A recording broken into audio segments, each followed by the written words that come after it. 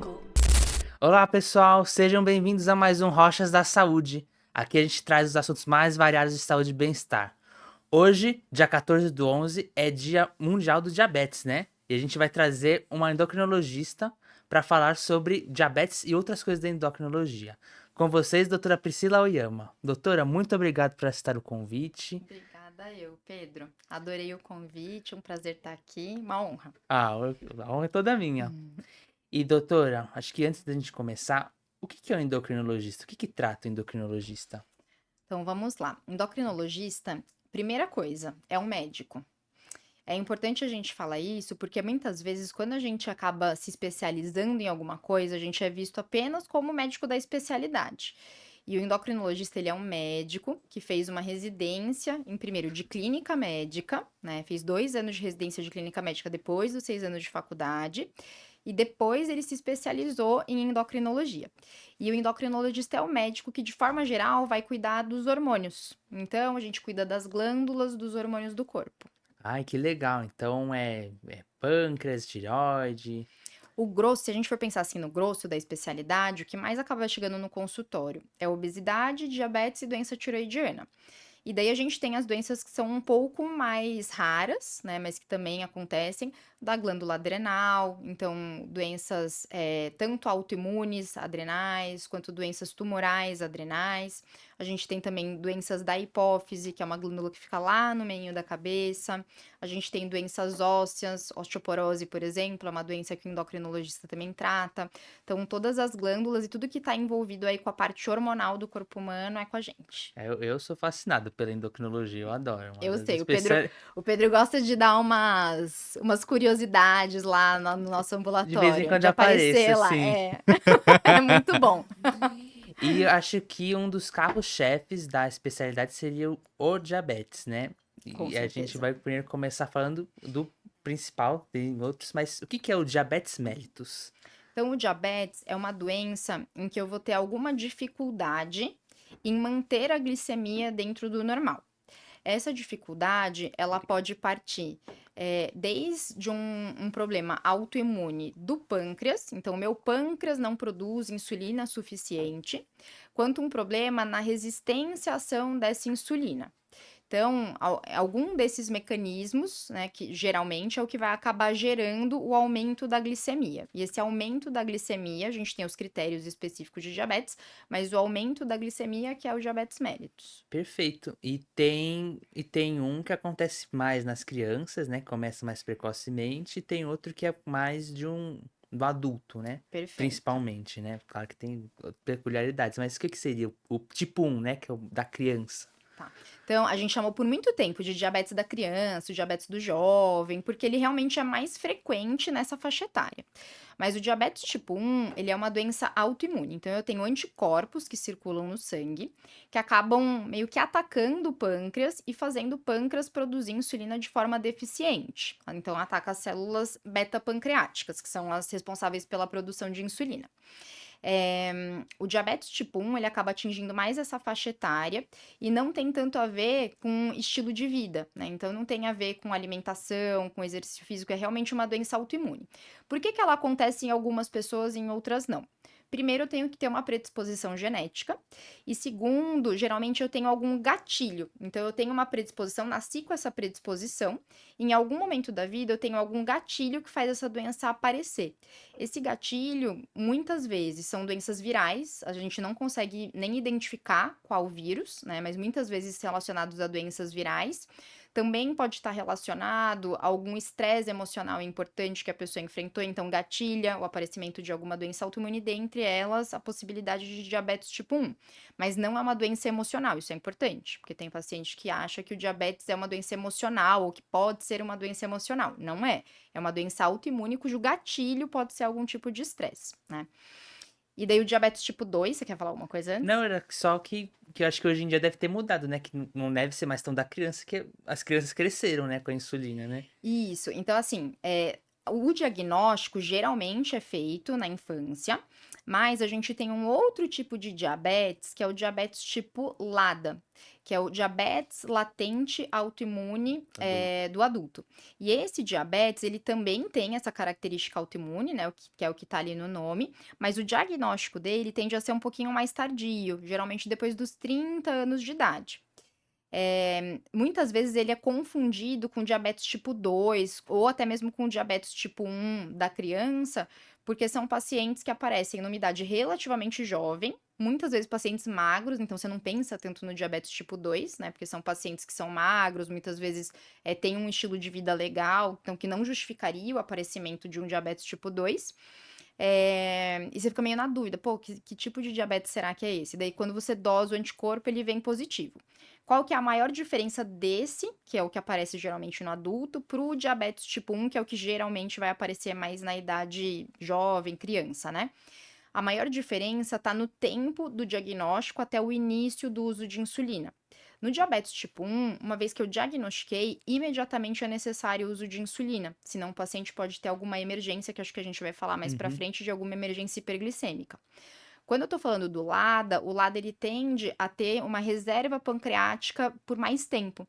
Então, geralmente, a gente ainda consegue segurar esse paciente alguns meses, com outros tipos de tratamento, seja ele tratamento medicamentoso oral ou tratamento com mudança de estilo de vida, né? Mas depois de uns 6 meses, geralmente, essa glicemia começa a subir mais e você percebe que não, que você vai ter que realmente começar a insulina nesse paciente. Então, tem um tempo maior aí de latência entre o diagnóstico e o início do tratamento com insulina. E tem uma associação forte do diabetes mellitus com genética? O tipo 1 tem, mas a maioria dos casos são casos esporádicos, tá?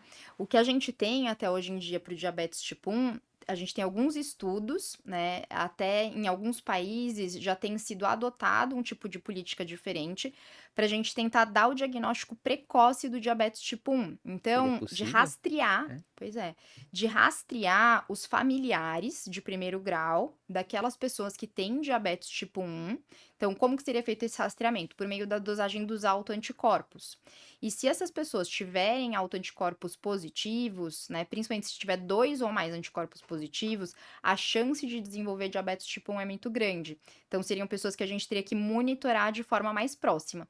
O que é uma medida interessante, pensando que o diagnóstico geralmente é feito num cenário mais de urgência Sim. do diabetes tipo 1, né? Muitos pacientes, eles já abrem com alguma emergência hiperglicêmica, com cetoacidose diabética. Então, você fazer esse rastreamento antes evitaria de o paciente ter uma perda de reserva pancreática já muito grande ao diagnóstico, né? Às vezes Uhum. você consegue ele segurar um pouquinho mais tempo com uma reserva maior. Uhum. Que mais que você perguntou? É de porque tem aquele mod, né, Ah, da genética, monogenic. perfeito. Então, o DM1 nem sempre. DM2, com frequência, a gente tem uma genética por trás, né? Então, geralmente a gente vai ter pai, mãe, avós que têm um histórico, mas a gente tem que se atentar que esse histórico ele vai aparecer em pessoas geralmente mais idosas, que estão mais acima do peso. Então, acaba sendo um diagnóstico de uma característica mais poligênica. Não é um gene que é responsável pelo aparecimento da doença. São múltiplos genes que, associados a fatores ambientais, vão favorecer o aparecimento do diabetes tipo 2. Uhum. O MOD é um tipo de diabetes que ele é monogênico. O que que é isso? É um gene que é responsável pelo aparecimento do diabetes. E daí ele tem uma característica hereditária muito importante. Então, geralmente a gente pega mais do que 3 gerações consecutivas acometidas. Então, tipo, avô, mãe e eu, por exemplo, né? Então, são 3 gerações consecutivas acometidas. Geralmente o diagnóstico é feito numa idade mais jovem, antes dos 25 anos, né? Se essa pessoa tiver feito alguma triagem, algum exame de sangue antes ainda, às vezes aparece até antes dessa idade. E o tratamento desse tipo de diabetes também é diferente, porque o mecanismo de ação dele é diferente. A gente tem alguns tipos de mutação que acabam gerando esse diabetes. E essas mutações, elas podem ser desde mutações mais benignas, que vão só aumentar o set point da glicemia, como se meu corpo entendesse que assim, uma glicemia normal para mim é uma glicemia, sei lá, de 110 quando eu acordo. Não é de 99 igual o exame de sangue da maior parte da população. Então, ele vai é como se o meu corpo sempre buscasse essa glicemia um pouquinho mais alta, né, deixa essa glicemia um pouquinho mais alta, não costuma ter grandes consequências para o Uhum. paciente. A gente tem um outro tipo de diabetes do MOD, que existe uma dificuldade do pâncreas de secretar insulina. Então, a gente dá medicamentos secretagogos, que ajudam nessa secreção da insulina. Glicazida? Gliclazida é um deles, né? É um deles e que, inclusive, uma das melhores sulfonilureias e que a gente tem disponível no SUS. Sim. Então, fazer o diagnóstico correto impacta muito no tratamento. Por isso que é importante, se você, especialmente se você não se encaixa naquele padrão que a gente espera para aquele diagnóstico. Então, assim, DM1 é a criança que abre com cetoacidose. Isso a gente não tem dúvida, né? Vai ser DM1. Aquele paciente idosinho, obeso, que começa com uma glicemia um pouquinho mais alta e tal, é um DM2, né? Mas às vezes você tá ali no meio termo. Você não é tão idoso, você não tá tão acima do peso, não justificaria ter uma glicemia tão alta. Vale a pena passar no especialista para dar uma olhadinha. E falando em acima do peso, qual que é a relação do diabetes com a obesidade? Um causa o outro? Como que é? Então, no caso do diabetes tipo 2, existe uma relação muito grande. Dos outros tipos de diabetes, não. O autoimune acontece por conta daquilo que a gente conversou, né? Então, é uma Um doença acaso. autoimune. É meio que assim, ao acaso, tem a genética por trás, tem o fator que vai engatilhar, mas não é o estilo de vida que vai fazer esse diabetes surgir. O diabetes tipo 2, ele tem muito a ver com o estilo de vida, Uhum. né? Então, conforme eu ganho peso, o tecido gorduroso não é um tecido que capta bem a glicose. Então, conforme eu começo a aumentar meu peso às custas de tecido gorduroso, eu acabo pedindo para o meu pâncreas dar mais insulina para conseguir manter aquela glicemia normal, porque o meu tecido gorduroso não capta bem a glicose que está em excesso no sangue. Então, se eu tenho um pâncreas que produz muita insulina, a gente começa a falar de hiperinsulinemia e de resistência à ação da insulina, que seria uma fase inicial em que a alteração glicêmica ainda não apareceu, mas que a gente já tem alguns sinais. Aumento de circunferência abdominal, acantose nigricans, que é aquele escurinho que pode aparecer em Ok. região de dobra, geralmente aparece na região do pescoço, pode aparecer em axila, em virilha, né? E é um sinal de que existe uma resistência à ação dessa insulina. É até engraçado, a acantose, quando o paciente não sabe que ele tem, às vezes ele fica tentando esfregar, esfregar para ver se sai no banho, porque parece às vezes que tá meio sujo, mas não Uhum. é sujeira, né? Na verdade, é um acúmulo anormal de melanina naquele lugar. Então acaba mesmo escurecendo. E que tende a melhorar com o tratamento. É uma coisa que é reversível. Então, o paciente com diabetes tipo 2 ganha peso, ganha peso, ganha peso, começa com a resistência insulínica, até que em um momento o pâncreas não dá mais conta de produzir insulina suficiente para suplantar aquela resistência. Então, acaba começando a ter uma subida da glicose, né? Então, o diabetes tipo 2 ele tem muita relação com a obesidade, com o estilo de vida sedentário, alimentação ruim, é uma doença potencialmente prevenível. E, por exemplo, se ele. Eu falo isso porque eu já fui muito obeso, né? Eu já, tipo, tava quase abrindo o quadro de pré-diabetes. E eu emagreci e sumiu tudo. Mas É, tem uma chance de, tipo, eu vou voltar a ter o diabetes, tipo, se engordar com a idade. com certeza, com certeza. Ó, tem que Então, correr atrás. anotado, né? Anotado. Então, assim, ainda mais quem já teve alteração glicêmica em alguma outra fase da vida, quando estava mais acima do peso, isso já demonstra que seu pâncreas não responde tão bem à resistência insulínica. Uhum. Então, voltou a ganhar peso, né? E conforme a idade passa, a gente tende a ficar com uma glicemia um Não pouquinho ficar no mais shape de alta. senhor incrível, né? E assim, ó, um outro exemplo disso é, por exemplo, pacientes que têm diabetes gestacional, que é o diabetes que aparece durante a gestação e que depois da gestação, via de regra, é uma doença que some. Só que elas, para o resto da vida, têm uma chance maior de desenvolverem diabetes tipo 2.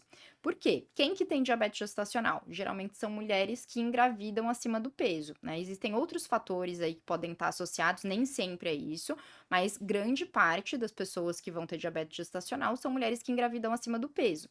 E daí, na gravidez, você está diante de uma situação em que existe uma resistência à ação da insulina maior, pela produção de um hormônio da placenta, que é o hormônio lactogênio placentário. Esse hormônio aumenta conforme eu aumento a placenta, aumenta a resistência à ação da insulina, e daí você meio que coloca aquele pâncreas à prova. Agora que tem uma resistência insulínica maior, será que vai dar certo ou não vai? E daí a glicemia sobe. Então você sabe que se essa pessoa engordar ao longo da vida, tiver um estilo de vida ruim, muito provavelmente ela vai ter diabetes no futuro, diabetes tipo 2. Perfeito. E agora a gente sabendo tudo isso, por que que o que que pode levar a um diabetes descompensado agudo? Pra gente entender Agudamente. agudamente. De longe, o principal fator é má adesão ao tratamento. Isso é o principal, né? Então, tanto para o diabetes tipo 1 quanto para o diabetes tipo 2, é paciente que não toma o medicamento da forma que deveria. Mas existem outros fatores que, mesmo quem está tomando o remédio direitinho, podem contribuir para a descompensação.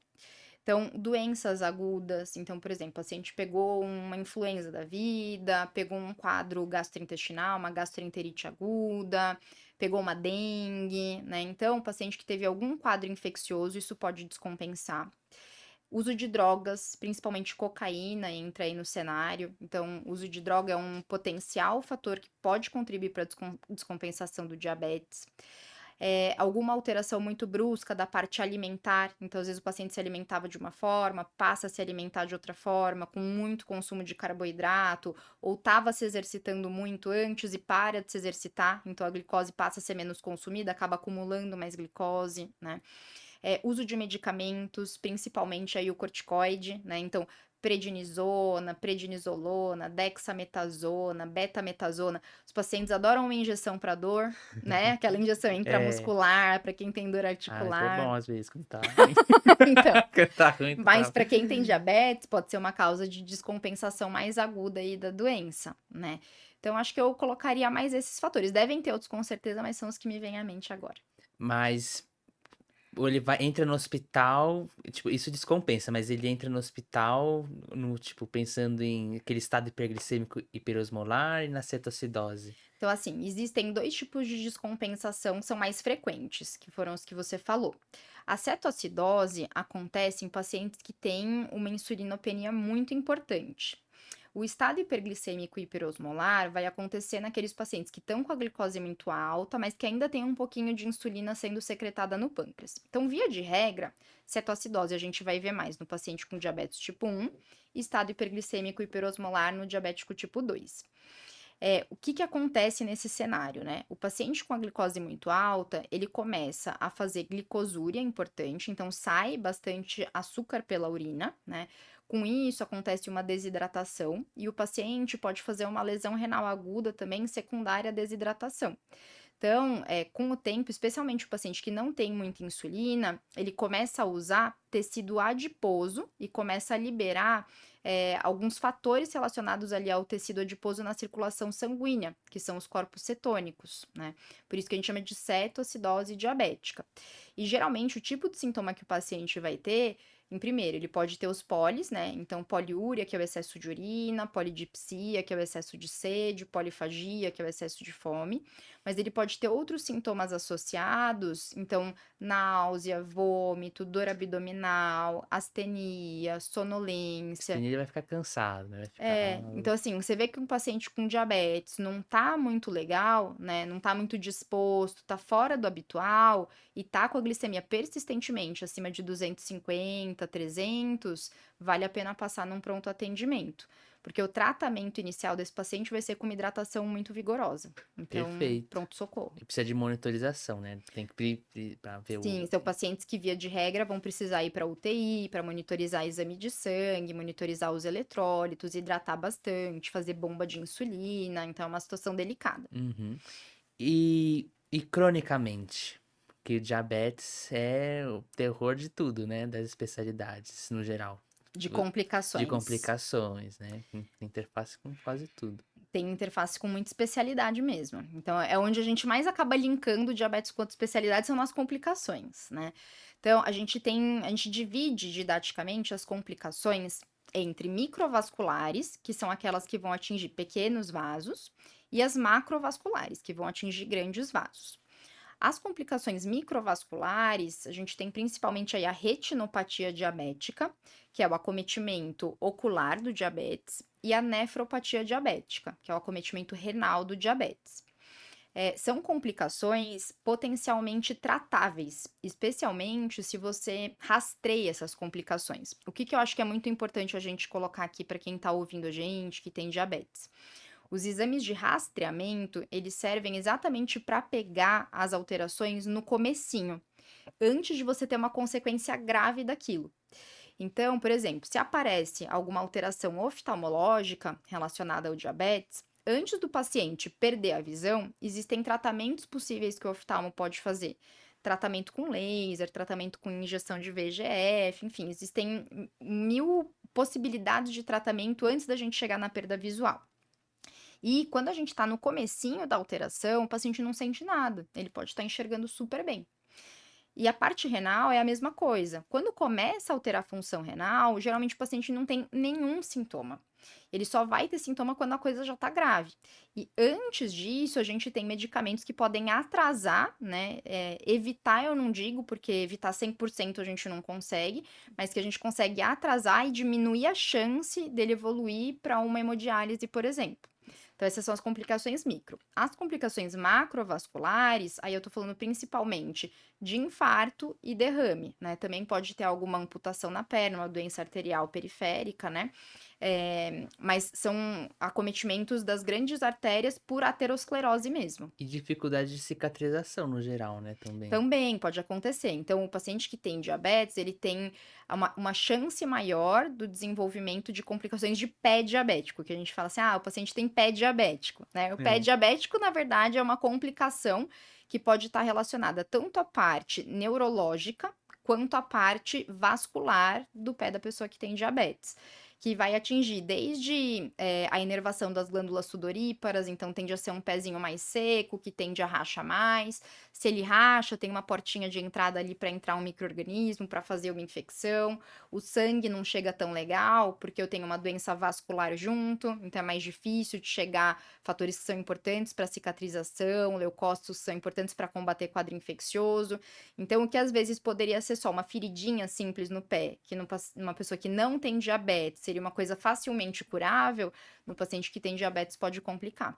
Perfeito, aí complica bem, né? É uma das, acho que é a principal causa, né, de amputação de membros, né? É, Principal causa de amputação não traumática. É isso mesmo. É complicação relacionada ao diabetes. perfeito. Mas falando agora dos tratamentos, né? Tem tem os medicamentos, né? Mas acho que primeiro a gente poderia falar da insulina, né? Que tem vários tipos da Uhum. insulina. Acho que vão passar, acho que pelos principais, né, do SUS, né? Tá. É regular e NPH. Qual que seria a diferença? A diferença está no tempo de início de ação e duração de ação da insulina. Então, o que o pâncreas normal deveria fazer, né? No momento que eu tô sem comer nada, ele precisa regular a minha glicose para ela não subir. E o que poderia fazer minha glicose subir que não seja comida, né? Por exemplo, momentos de estresse poderia aumentar um pouquinho a glicose, porque eu tenho um aumento do cortisol, né? O próprio ciclo circadiano, em que eu tenho aumento de manhã de GH, de cortisol, de GF1, que são hormônios contrarregulatórios da insulina, a gente pode ter um aumento ali da glicemia. Eu tenho produção hepática de glicose, produção muscular de glicose. Então, o meu pâncreas, ele tende a deixar a minha glicemia relativamente estável se eu ficar, por exemplo, 24 horas em jejum. No momento que eu como, então a comida passa pelo meu trato gastrointestinal, eu tenho uma série de estímulos para o meu pâncreas começar a produzir insulina. Então, conforme a glicemia sobe, a insulina também sobe, de forma que não suba muito a glicemia. Minha glicemia, 2 horas depois que eu como, pode subir até uns 140. Isso é considerado normal. Quando eu tenho um pâncreas que não produz insulina, eu quero tentar simular isso. A simulação dessa insulina que deixa estável ao longo do dia é o que a gente chama de insulina basal. E no SUS, o que vai fazer esse papel é a NPH. Quando eu preciso de um impulso maior ali de insulina para a hora da refeição, para não subir muito a glicose na refeição, eu preciso da insulina que a gente chama de bolos, que é a insulina rápida. E Não que é o no político. SUS, bolos, que fique claro. E daí eu preciso, então, de uma insulina que vá agir ali rapidamente, né? Então a gente chama grosseiramente, insulina lenta e insulina rápida. A insulina rápida seria a insulina regular, que é o que a gente tem disponível no SUS para a maior parte dos pacientes. E aproveitando que eu vi que agora foi decretado, né, que as bombas de insulina são equipamentos Importantes, importantes, importantes. né? E o que seriam as bombas de insulina? A bomba de insulina, a gente tem modelos diferentes, né? Mas a ideia é que essas bombas, elas funcionam dando microdoses de insulina ao longo do dia, né? Então, simulando uma insulina que seria a basal. E na hora que eu como, algumas insulinas, elas já têm, são conectadas a um sensor de glicose. E daí ela pode meio que sentir, falar de forma grosseira, né? Mas é como se a bomba sentisse que a glicemia tá subindo e com isso ela liberasse mais insulina, fazendo com que a glicose fique mais controlada. Então a gente tem essas bombas que já são mais automatizadas, que tem sensor junto, mas a gente tem bombas que são um pouquinho mais antigas, em que o paciente precisa falar para a bomba o que está acontecendo.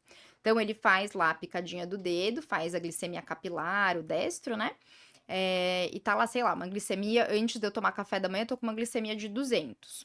E agora eu vou tomar café da manhã. Eu preciso saber fazer uma contagem de carboidrato e colocar na bomba. Quanto de carboidrato, quantos gramas de carboidrato eu tô consumindo e quanto tá a minha glicemia naquele momento. E daí, de acordo com o que o médico configurou da bomba, a bomba faz os cálculos, sabendo que a glicemia agora está em 200 e que eu vou comer agora 30 gramas de carboidrato. E daí ela joga uma quantidade de insulina maior naquele momento, né? Então a ideia seria mais ou menos, seria a gente tentar mimetizar e facilitar, mimetizar o que seria um pâncreas, né? E facilitar a vida da pessoa que tem diabetes tipo 1. Perfeito.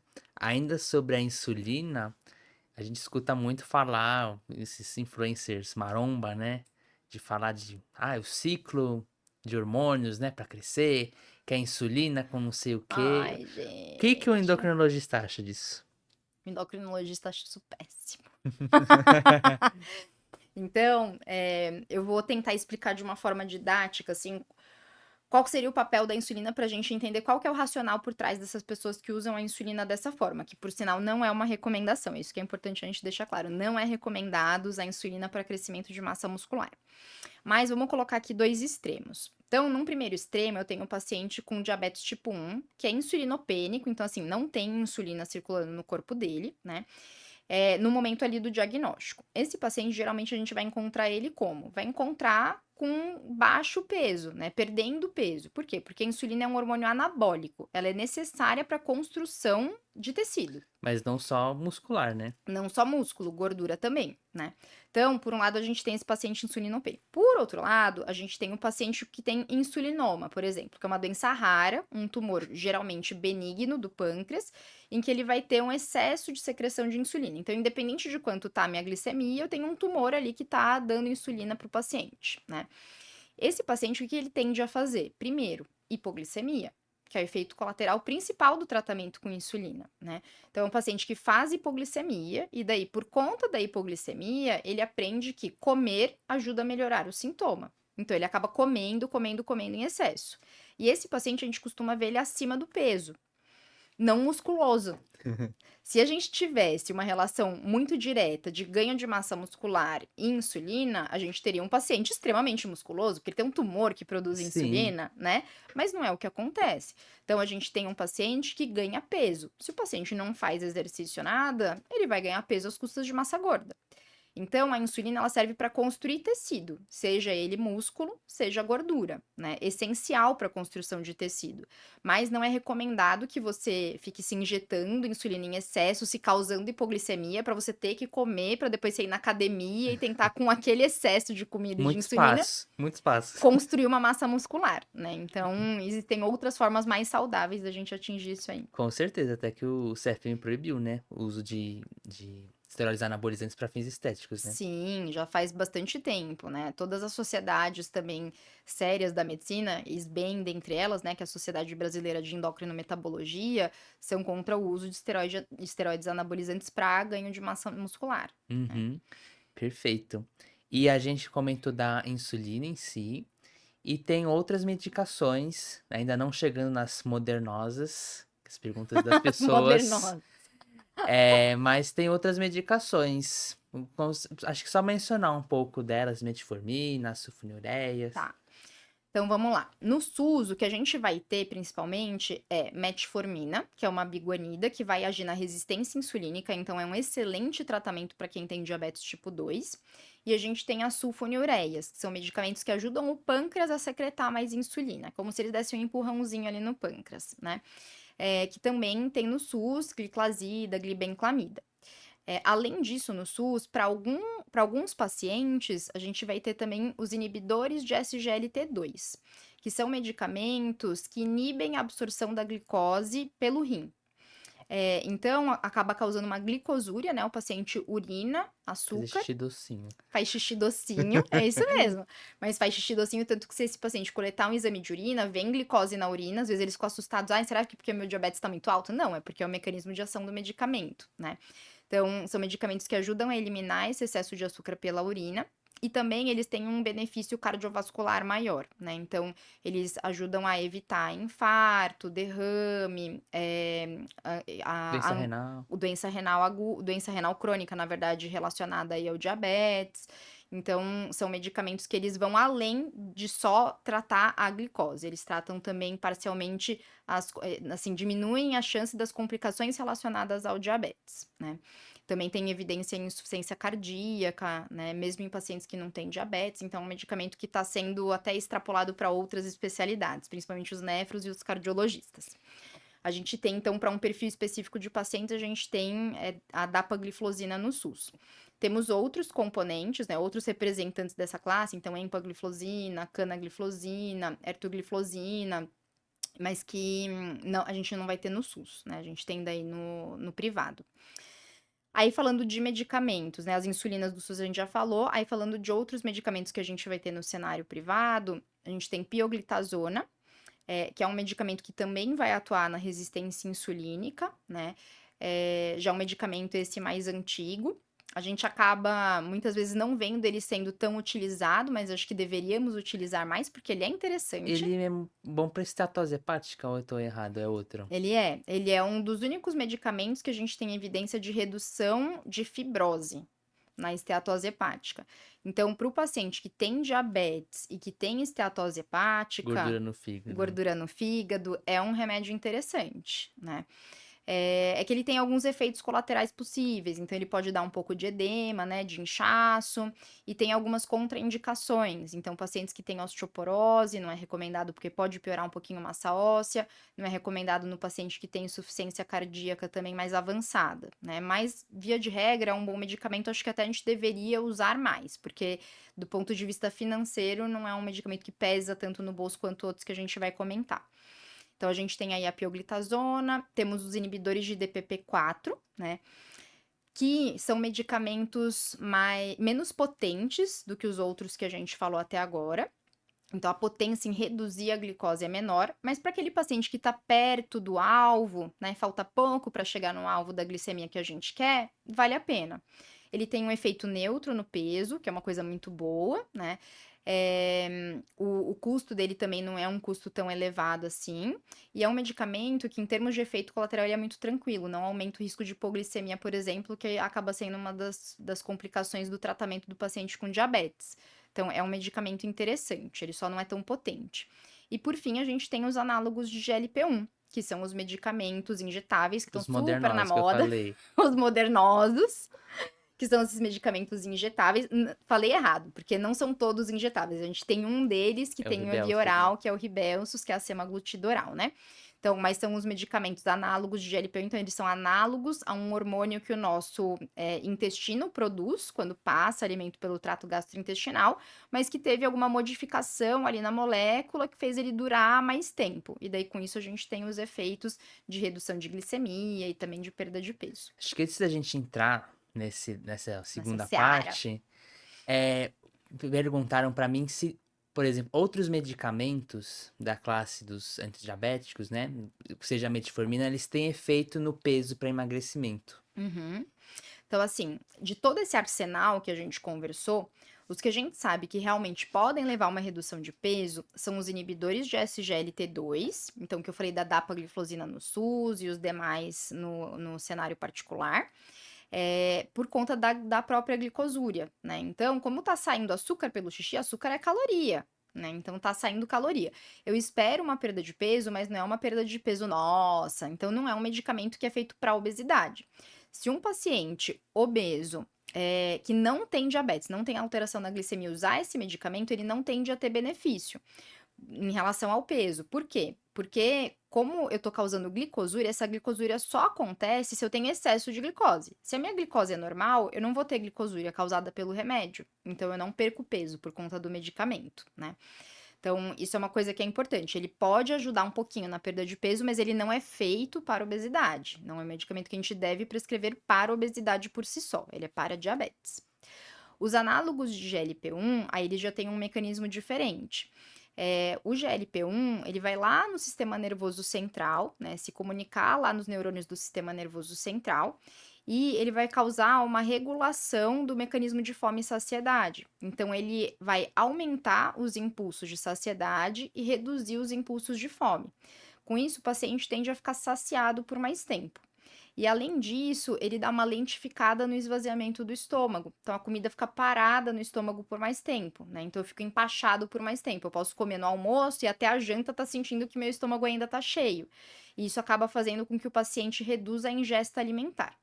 É importante a gente explicar esse mecanismo de ação, porque se o paciente chega achando que ele vai emagrecer pelo uso por si só do medicamento, isso não acontece. É O um que o mecanismo de medicamento ajuda é para isso, dieta. o medicamento ele vai te ajudar a mudar um comportamento alimentar. Então ele vai te ajudar a sentir menos fome, a fazer um prato menor, ficar mais saciado até a próxima refeição.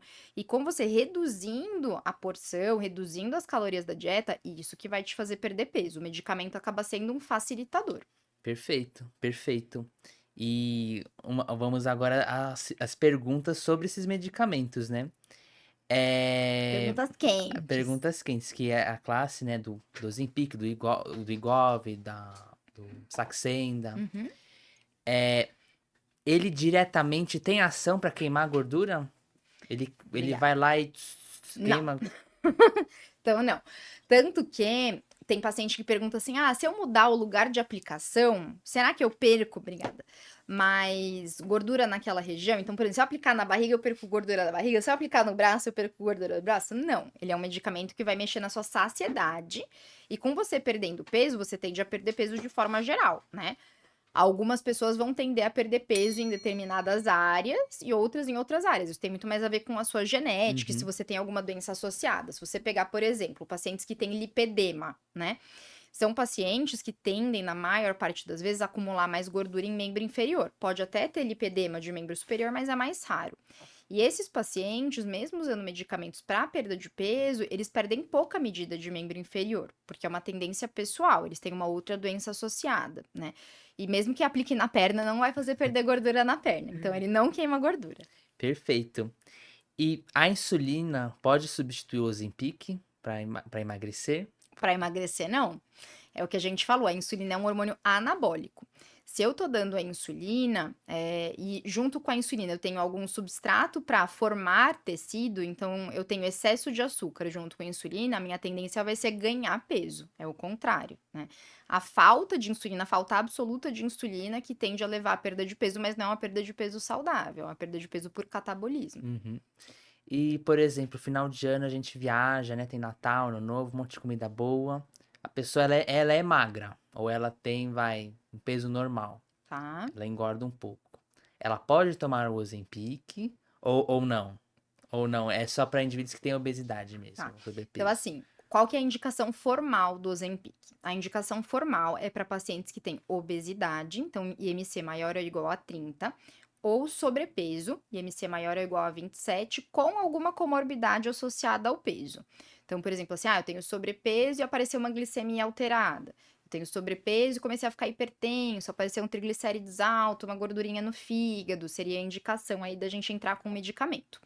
Porque todo medicamento a gente tem que pesar o risco-benefício. E a gente está num cenário que é muito perigoso, porque as redes sociais espalham informações muito rápidas, as pessoas veem o resultado do vizinho, veem o resultado de alguém que postou ali no Instagram, ou que comentou, né, em relação à perda de peso com esse medicamento. E às vezes a pessoa quer perder 2, 3 quilos antes das festas, porque sabe que vai ganhar 2, 3 Projeto nas festas. Verão. É, exato, né? A gente, primeiro, não tem estudo para esse tipo de população. Não tem como eu falar que é seguro se não foi estudado. Então, o que a gente tem estudo é em pacientes com sobrepeso e obesidade, né? A gente não tem estudo em pacientes que têm o peso normal e que estão usando para emagrecer mais. Então, essa é a primeira coisa. Segunda coisa é que o medicamento pode ter efeitos colaterais. Quando a gente está prescrevendo qualquer tipo de remédio, a gente precisa pesar qual que é o risco daquele medicamento, qual que é o benefício. Então, o benefício seria, sei lá, perder 2, 3 quilos. Qual que é o risco? Eu tenho risco de efeito adverso, então náusea, vômito, alteração de hábito intestinal, então tanto constipação quanto diarreia, né? Aumento de refluxo, então principalmente esse efeito colateral gastrointestinal, e a gente tem ainda algumas controvérsias no tema, né? Como, por exemplo, a parte de câncer de tireoide, que eu acho que é uma coisa que a gente vai comentar também, Sim, né? é. Ele causa também outros cânceres além de tireoide ou é uma coisa de estudos? Então, assim, não é bem que ele causa câncer de tireoide. Aqui a gente tem que ter muito cuidado para falar, porque é um medicamento que está sendo muito usado e muito bem usado em muitos casos. Então, pessoas que realmente têm indicação, a gente tem que pensar que obesidade, mais ou menos um quarto da população tem obesidade, 25%.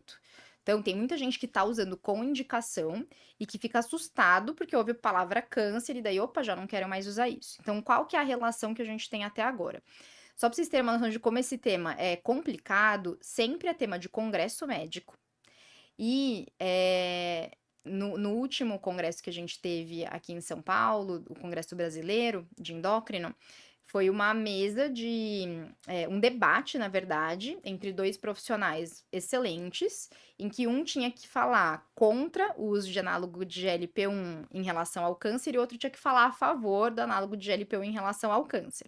Então, para vocês verem como esse é um tema controverso, a gente tem debate nisso em congresso, né? Então, assim, o que a gente tem até agora? Os análogos de GLP-1, nos estudos em ratos, em camundongos, a gente teve um aumento da incidência de câncer medular de tireoide, que, em primeiro, é um câncer muito raro de tireoide, né? Dentre os cânceres de tireoide, está longe de ser o mais frequente, menos de 10% dos casos. Então, o câncer medular de tireoide, que já é um câncer raro, né? Ele teve um aumento de incidência nos ratinhos, não foi em humanos, foi em ratinho. E daí foram tentar estudar o mecanismo, né? A célula C da parafolicular da tireoide, né? Então, a célula C parafolicular da tireoide, isso. É uma célula que tem receptor para GLP-1. Então, se eu dou o GLP-1, pode se ligar a essa célula e fazer com que haja uma proliferação dessa célula, aumentando tanto a chance de hiperplasia, né, aumento de quantidade de célula benigna, quanto de câncer, porque conforme eu prolifero mais, aumenta a chance de ter alguma mutação Uhum. em alguma daquelas células proliferadas. E daí, em ratos, isso aconteceu. Em humanos, o que a gente tem? A gente tem estudos de farmacovigilância. Então, o que é isso? A partir do momento que um medicamento é lançado, é aprovado, existem. Como é que a gente fala? Uma quarta fase, né? De É uma quarta segmento. fase, exato, mas assim, existem entidades, é que eu não tô lembrando a palavra certa, mas é como se fossem entidades assim que vão checar o que tá acontecendo depois que a gente liberou esse medicamento, né? Que é o estudo da farmacovigilância. Então, qualquer tipo de efeito adverso que foi encontrado do medicamento pode ser reportado e isso acaba ficando registrado ali num banco de dados. E foi visto que estava sendo mais reportada a incidência de câncer em pacientes usuários de análogo de GLP-1. E daí isso pode acontecer por alguns motivos diferentes. Não necessariamente é porque o medicamento está causando aumento de câncer, mas como desde os primeiros estudos em ratos a gente teve aquele aviso, né, de que, na bula até, pacientes que têm histórico familiar ou pessoal de câncer medular da tireoide não devem usar esse medicamento, será que houve uma preocupação maior dos profissionais em rastrear o câncer antes de iniciar o medicamento? Pode ser. Pode ser, né? Será que o paciente, por estar preocupado, pede para o médico para fazer o exame da tireoide antes de começar o medicamento? Para saber que ele não tem o câncer de tireoide antes, né? Que um monte de gente tá usando isso daí também, né? Um Exato, monte de gente. exato. Então, assim, a gente não sabe exatamente o porquê que houve esse aumento. A gente sabe que provavelmente existe alguma relação, mas pode ser uma relação não causal, né? E daí a conclusão, assim, lá no congresso foi que, apesar de existirem essas controvérsias aí no mundo do câncer de tireoide, por outro lado, o paciente que tem indicação de usar esse medicamento, geralmente ele tem a chance de morrer do quê? De complicações da obesidade, De né? Infarto, complicações AVC. cardiovasculares, né? Que, por sinal, são as principais causas de mortalidade atualmente. Então, você vai deixar de dar um medicamento que pode ter um potencial risco de causar um câncer muito, muito raro, né? Que a gente nem sabe se existe mesmo essa relação de fato. E vai deixar de dar esse medicamento para um paciente que teria um benefício em controle glicêmico, redução de apneia do sono, redução de esteatose hepática, melhora da obesidade, né? Melhora da hipertensão conforme o paciente perde peso. Qualidade de vida, autoestima, tudo. Tudo, né? Então, o paciente que toma um medicamento, que seria o paciente que teria a indicação formal, quando você coloca isso daí na balança, na maior parte das vezes vai pesar para você dar o medicamento para o paciente, porque ele vai ter outros benefícios. Por outro lado, se você pega um paciente que não tem indicação, foi daí que a gente começou a conversa, né? Você pega um paciente que quer perder 3 quilos, como é que você vai justificar isso para uma perda de 3 quilos? Sim, exatamente. Entendeu? Então a gente tem que pensar por aí, assim, primeiro a gente não tem estudo de segurança, segundo a gente tem algumas controvérsias aí e qual que é o risco-benefício para esse paciente perder 2, 3 quilos? Não tem, É, não justifica, né? perfeito, perfeito. E as pessoas, elas podem voltar a engordar mesmo depois de tomar o Ozempic? Por Com exemplo, ela certeza. tomou e emagreceu 1.004 quilos, aí depois ela Sumiu. sumiu, desapareceu, ficou com aquela cara de Ozempic. A gente vai comentar depois. Mas engorda de novo. É possível? É possível, é possível. Qualquer tratamento para o peso tem a chance de recidiva. A gente sabe que a obesidade é uma doença crônica e recidivante, né? Ela tende a ter altos e baixos. Então, ora o paciente perde peso, ora ele ganha peso, ora ele perde, ora ele ganha. Isso é o que a gente está acostumado a ver, é o curso normal da doença, né? E daí, assim, o tratamento para o peso, assim, da mesma forma que a doença é vista como uma doença crônica, o tratamento tem que ser encarado como um tratamento crônico. Então, via de regra, os pacientes vão ficar bastante tempo usando o medicamento. Existem casos em que a gente consegue tirar o medicamento do paciente? Existem. Geralmente a gente vai tirando aos pouquinhos, vendo se o paciente está conseguindo manter o peso que foi perdido sem reganhar e sempre estando de olho aí em hábito de vida, que é o que vai ajudar ele a manter o peso que foi perdido, né? Que é uma luta eterna. Sim. É uma luta eterna. Então, às vezes o paciente vai reduzir um pouquinho a dose de medicamento, reganhou, a gente vai ter que aumentar um pouquinho a dose do remédio de novo. Não, o paciente está indo super bem, a gente conseguiu tirar totalmente, né? Quando que esse paciente vai voltar a ganhar peso? Quando ele novamente tiver um desbalanço entre aquilo que ele consome de caloria e aquilo que ele gasta. Pesou mais pro consumo do que pro gasto calórico, ele vai ganhar peso, Uhum. né? E daí é essa balança que é o grande desafio da gente conseguir manter ao longo da vida. Mesmo bariátrico o paciente reganha, Sim. né? Então, com o Ozempic também existe a possibilidade de reganho quando a gente para. E falando do bariátrico, saiu agora o Monjaro, né? Que Sim. ele é um Ozempic 2. Qual que é a perspectiva dele? Então, de chegada aqui no Brasil, Não, você diz? digo de como eu falei, um Ozempic 2, porque ele além de ser GLP-1, ele é GIP Análogo de também. GIP, É. isso. Então, ele é um análogo duplo, né? Ele é análogo de GLP-1 e análogo de GIP, que também é uma molécula que tem potencial tanto em melhorar o diabetes quanto em melhorar o peso, né? Em ajudar na perda de peso. Por ser um análogo duplo, ele tem uma potência aparentemente maior do que o Ozempic. É bom a gente falar aqui que o Ozempic, o nome dele, na verdade, genérico, né? Seria o nome a semaglutida. E a gente tem o Ozempic e o Wegovy, ambos semaglutidas com doses diferentes máximas na caneta, né? Mas ambos são semaglutidas. O Mounjaro é a tirzepatida, tá? E daí a tirzepatida ela tem um potencial maior, tanto em controle glicêmico, quanto em perda de peso, se a gente for comparar com os resultados que a gente tem com semaglutida.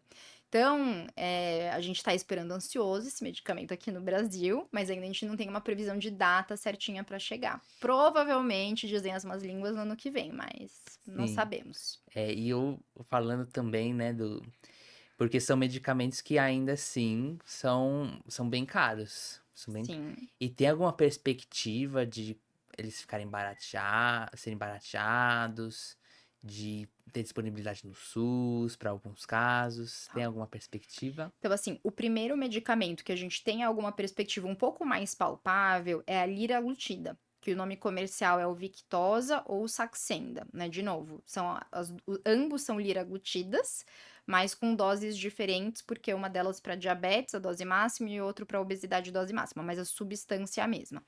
Então, a liraglutida já caiu a patente. Então, a gente tem já outras indústrias farmacêuticas que estão começando a produzir moléculas. Louco. Vamos... É uma corrida agora para ver quem produz antes e para quem vende para esse governo Sim. antes, para a gente ter isso no SUS, né? Então, a perspectiva é que exista uma concorrência para que o preço baixe. A semaglutida, a patente, vai cair provavelmente em 2026. Então, a gente ainda tem 2 anos de patente, não vai ter outra marca, é só o Ozempic mesmo e o Wegovy, né? Mas com a chegada de outras moléculas, por exemplo, da tirzepatida, do Mounjaro, pode ser que esses medicamentos caiam um pouco de preço para serem mais atrativos. E daí vai depender muito de como que está sendo o consumo aqui no Brasil, né? Se tiver vendendo a rodo com o preço alto, gente, esquece, vai ficar, né? Então, a gente vai ter que sentir como é que vai ser isso aqui no Brasil para ver como é que vai ficar, mas não sei te falar de valores certinho, não sei. Perfeito. E eu comentei, brincando, né, da cara de Ozempic. Existe mesmo?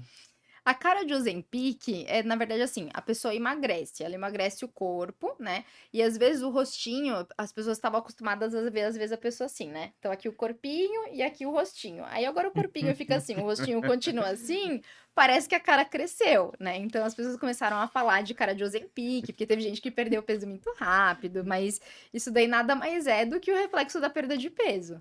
Uhum. E, e as pessoas não diabéticas também podem usar normalmente. Não vai ter complicação glicêmica por É conta do. muito, muito, muito raro a gente ter hipoglicemia relacionada a análogo de GLP-1, tá? Geralmente ela vai acontecer em quem usa algum medicamento que aumente a insulina. Então, quem usa sulfonilureia e quem usa insulina junto, que daí a gente tá falando de quem tem diabetes. Uhum. Então, em quem não tem diabetes, tem só obesidade e tá usando medicamento, é um medicamento muito seguro do ponto de vista glicêmico. É raríssimo hipoglicemia. É, E tem alguma dieta específica que tem que ser feita para o uso do Ozempic, seja mediterrânea, seja low carb? Tá. Então, assim, dieta muito restritiva, tipo low carb, jejum intermitente, dieta cetogênica, são dietas que, assim, na maior parte dos casos, no longo prazo, os pacientes tendem a falhar na dieta, porque é uma dieta que é muito difícil de você seguir ao longo do tempo, né? Durante anos, por exemplo. E aqui, num paciente que tá com sobrepeso, obesidade, a gente tá falando que o paciente vai precisar de um tratamento crônico pro resto da vida dele, ele vai ter que cuidar daquilo. Então é muito mais interessante a gente pensar numa reeducação alimentar. Dieta mediterrânea é uma dieta que é considerada saudável para a maior parte das doenças, né? Então é um perfil interessante de dieta, mas é uma dieta que às vezes vai custar um pouquinho mais caro, né? Aqui a gente pode pensar em reeducação alimentar com redução de industrializado, de carboidrato simples, aumento de fibra da dieta, aumento de proteína na dieta. Então, o paciente vai ter que fazer uma dieta de forma que ele consiga manter a longo prazo e que, pensando em redução de dose de medicamento ou retirada do medicamento no longo prazo, é uma dieta que ele precisa ficar saciado. Por isso que a gente fala de ingesta adequada de proteína e de fibra principalmente, Uhum. né? Carboidrato simples não deixa saciado. O que que às vezes acontece? A pessoa lá que quer perder 2, 3 quilos, que nem vai no médico, compra o medicamento e usa por conta própria.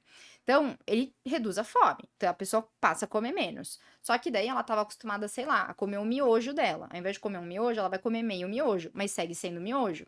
Quando tira o medicamento e a fome volta, ela vai voltar a querer comer um miojo inteiro, né?